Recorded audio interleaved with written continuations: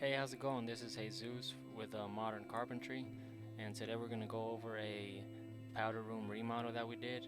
It was a custom look. It was all floating cabinets, slim wall cabinets, the wood slats on the back running vertically, and really nice LED lighting with the towel running all the way around the room.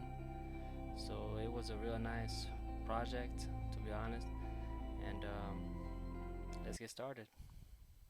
So we're gonna go over the building process. All the material we use, like this plywood. Uh, it was walnut finish, and the walnut stock wood. We got it in 3/4 and 1 inch panels, and we got all this from the lumber yard. So every town has a local lumber yard. It's different quality from different pieces from like local hardware stores. But go to the lumber yard and you'll find all this type of material. They have a ton of species that you could use in your projects dealing with wood. So the first thing we did was we cut down the wall cabinet sides, and then we jumped onto the tops and bottoms. The whole wall cabinet measured around 8 or 9 inches in depth, including the face frame,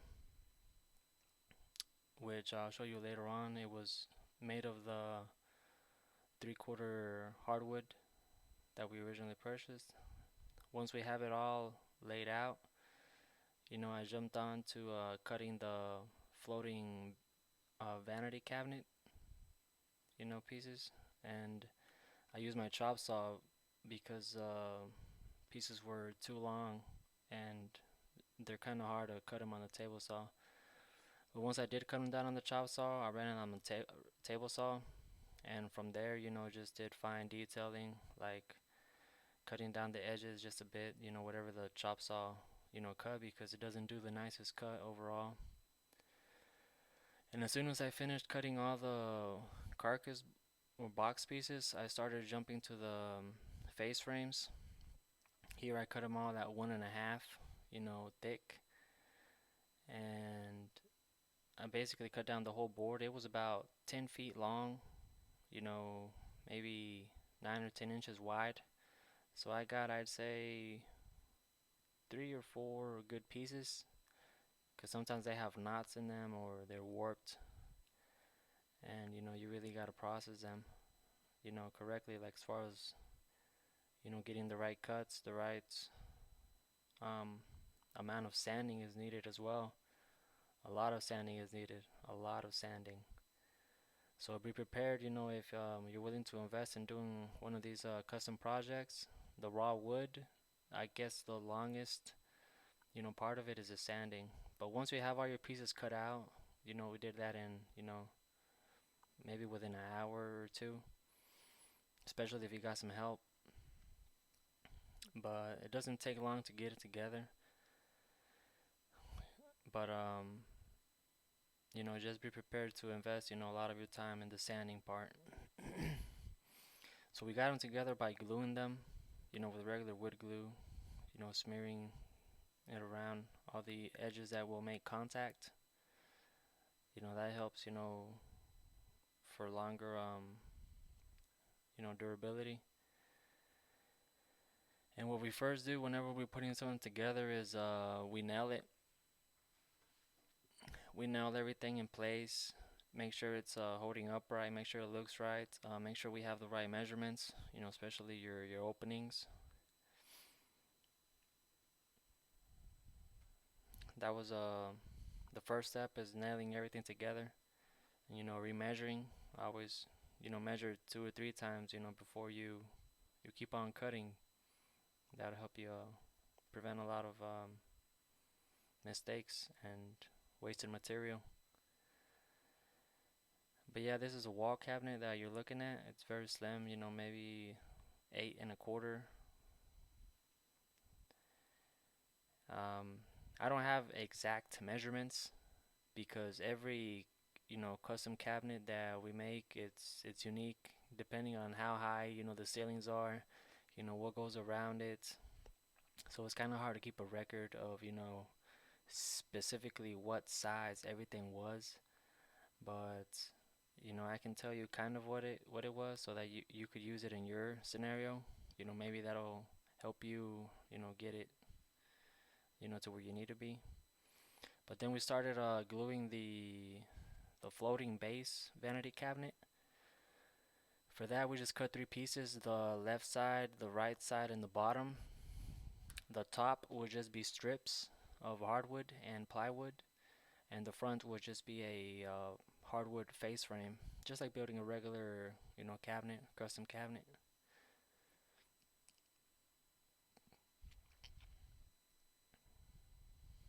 And always be aware that whenever you do buy like premium, finished grade cabinet plywood, it always has two grains on the inside and the outside. So if you build a huge unit, a large unit, be aware that, to always use the same side of the grain for the exteriors, which is what the customers will look at whenever you present it to them, whenever they're installed in their home.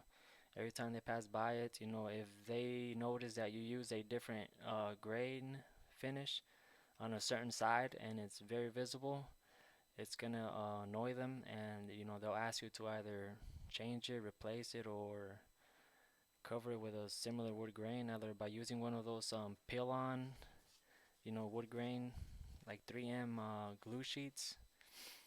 You can find those online, in a lot of places. But you can prevent all that by getting the grain on the right side the first time.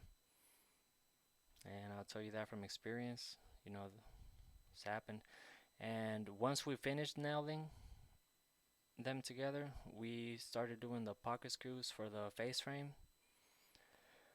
We used two pocket screws on each side of every piece, and be aware that all the pocket screws will be on the inside of the cabinet, overlapped in between the face of the box of the cabinet and behind the face frame, of course, which is your hardware that you're using.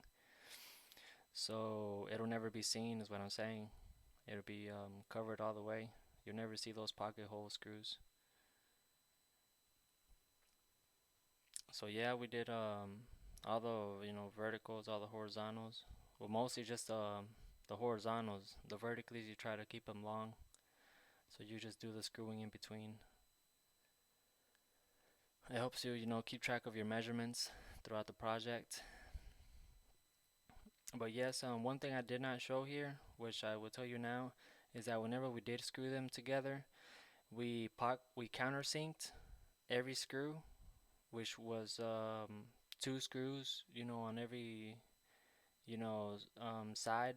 The plywood sides on the hardwood, we just did no, sorry, the hardwood had the pocket screws, but for the plywood, we used two screws on every connection, countersinked, and then we wood puttied them with a natural wood putty.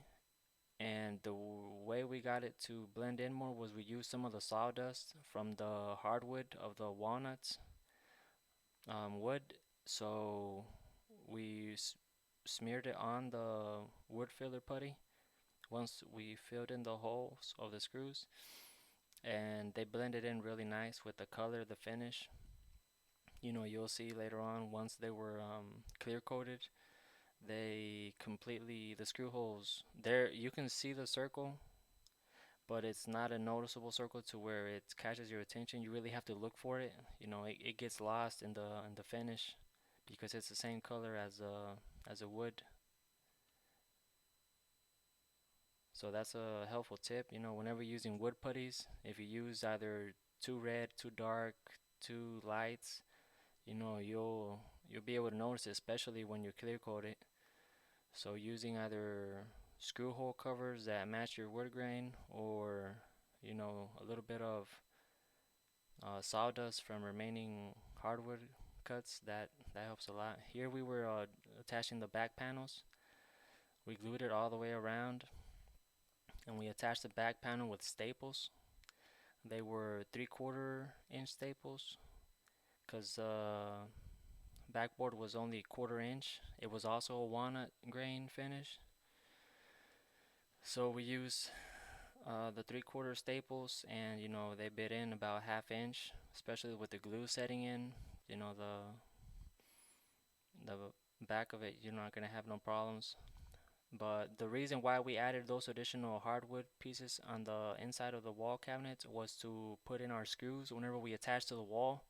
That's what's gonna hold the weight of it. Also for the base vanity cabinet, you can tell I have those nailers in the back. That's for the screws that I'm gonna use to attach it to the wall.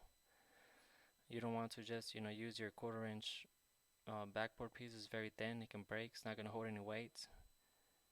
So use either plywood nailer pieces or hardwood. So in one day, this is what we basically did. We cut the carcass boxes out and the face frames, and we called it a day. The following morning, we were gonna start out with cutting the wood slats that are gonna run vertically across the background on top of the tile. So it was a 1 inch thick material, so we cut them 1 inch wide. So in total, the stock pieces were 1 inch by 1 inch exactly. So no matter which way you turned them, you'd have 1 inch. So from there, the only thing we looked for whenever we installed them was the grain finish to kind of try to match it with the rest of them. And this is how long the pieces were. They were like almost 11 feet long. The reason we did that is because the tips, well, first of all, the ceiling of the powder room we were working on was at least 10 feet tall. And the ends are not always the greatest, especially dealing with original lumber wood. So we did a lot of cutting on the edges and sanding and refinishing and just trying to get the best pieces overall. But it's a beauty really to work with this kind of wood. Not every customer chooses it. It's very expensive, but it was a nice project. Just working with this type of wood. It's not every day. And the one thing about cutting walnut wood is that it's really soft. You can tell whenever you're pushing it through your table saw compared to like pine or maple. The walnut wood is extremely soft. It's very, very easy to work with, and it's so durable. Here, you can tell that the drawer fronts and the doors were matching the wood grain. That's something you can do. You can keep an eye out for whenever you cut them. Try to cut them out of the same piece so that your finished product looks the best it can be. As soon as we finished building those boxes, we installed the hardware, which I'll show you in a little bit how they ended up looking.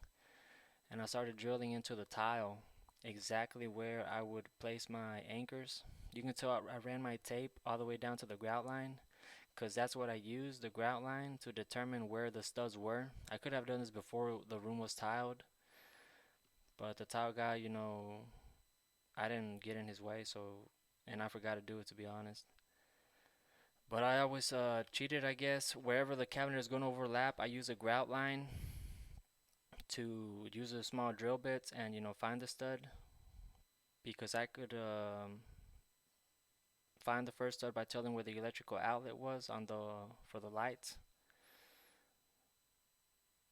and that made it a whole lot easier. You can see those LED lights cables hanging out. You have to rewire everything before you even start tiling or drywalling. You have to run those little LED wires in the beginning.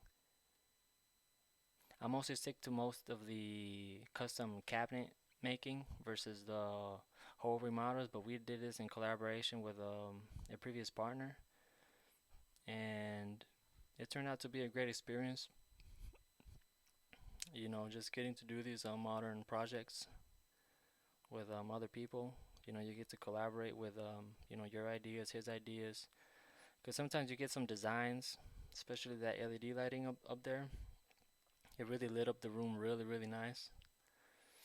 Because sometimes you get a render or design from a designer and it doesn't come with instructions on how to do certain things. So as a carpenter, as an installer, you have to figure those things out along the way. And that's what we did here. So once I did drill out the holes for the cabinets, I just used, well, for the cabinets, I went into the studs because they need to hold up all the weight. But as far as wood slats running vertically in the background on top of that tile, what I did was instead of installing every single wood slat independently, I attached them together as one piece using a horizontal piece on the top and the bottom. And then I just screwed into the tile with a diamond bit tip that I forgot to mention. It was a 1/4 inch diamond bit tip that was used, and I just drew it to the tile, and you'll see in a second that I placed an anchor just to hold the wood slats in place. It's not really gonna hold a lot of weight. And what you can do in this case also to give it that extra support is I screwed it from the sides of the cabinets. So I had measured it exactly to where the wood slats would run on both sides of the base cabinets and the wall cabinets. So whatever space I had in between those wood slats is the space I used all the way across, throughout them all so that they looked more uniform. And I think it turned out really nice because trying to line up all those wood slats, with natural wood on tile and drilling all those holes is not only risky, but, you know, it's a lot of work.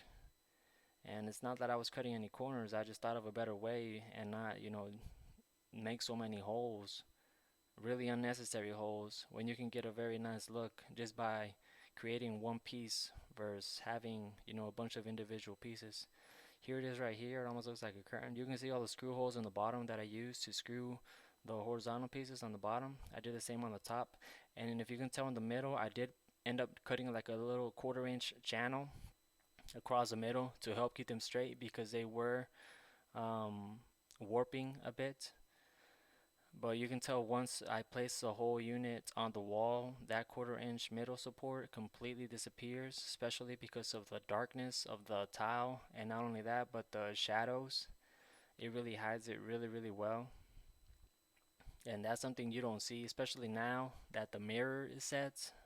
It was set right in the center with LED lighting around it. So it really, takes the attention away from it.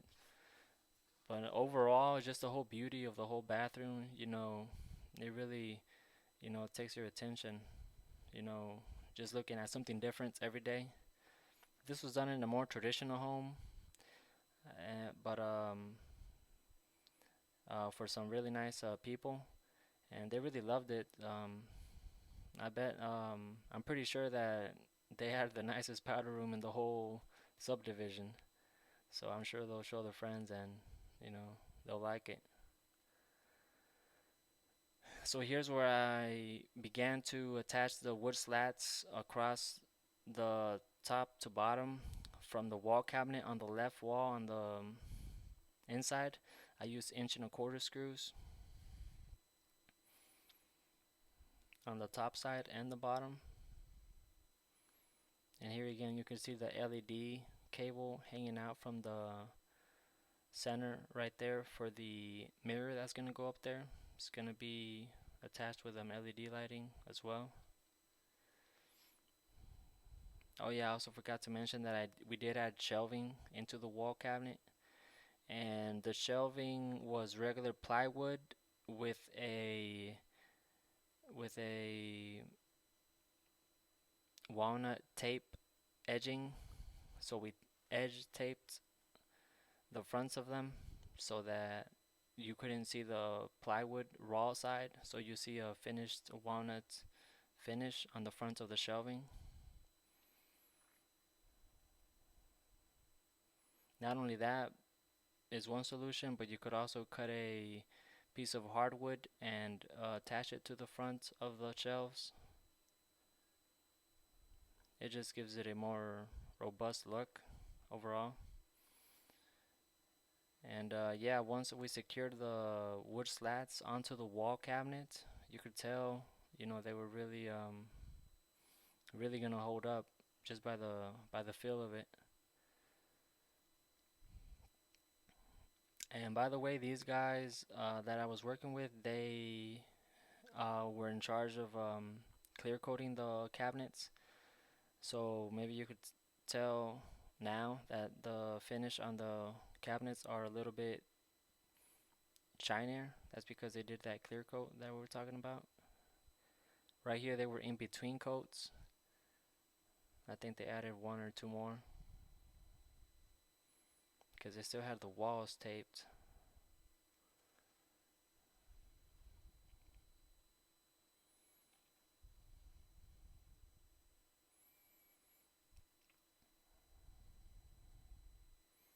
But yes, running the LED lighting on the cabinets, on the ceiling like that, all it is LED cables run previously before the installation or the building or the finishing. And once everything is finished, you just pull those cables out and attach your lights, your LED lights, which some come with like soldering parts, others come with like pre-made pieces that you can just clip them on, and you add a driver to the main power line, which in this case we had run out a power cable right next to the plumbing, which we're gonna use to attach that driver for the LED lighting so that it can run smooth all the way around. And that was enough power for the whole powder room.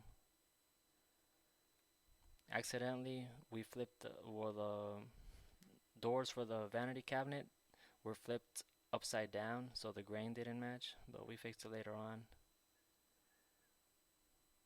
But this is the 3D render, and it was honestly very, very close to the finish. I hope you like this and that, you continue to come back for more videos like this. So please subscribe and let us know what you think, how we could improve, if it helped you, and if you have any ideas. I appreciate the support. Thanks. See you next time.